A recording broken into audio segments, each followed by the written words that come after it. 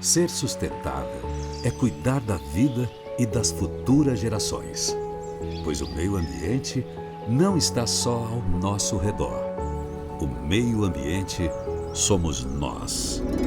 Com uma história familiar que percorre 3 gerações, a Net Zero é uma empresa global que tem na sustentabilidade sua razão de ser.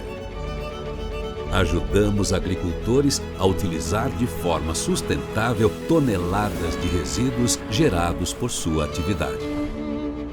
Nas usinas da Net Zero, esses resíduos são processados em altas temperaturas, na ausência de oxigênio, para transformá-los em biochar.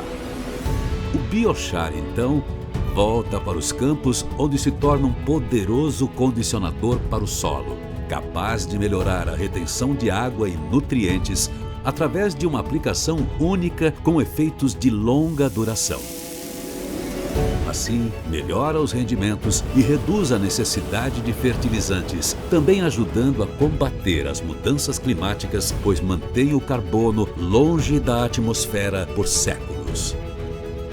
Em conjunto com a Coocafé, uma cooperativa inovadora que reúne mais de 10.000 produtores, a Net Zero escolheu a cidade de Lajinha, na região cafeeira de Matas de Minas, para construir no Brasil a primeira usina de biochar em larga escala da América Latina.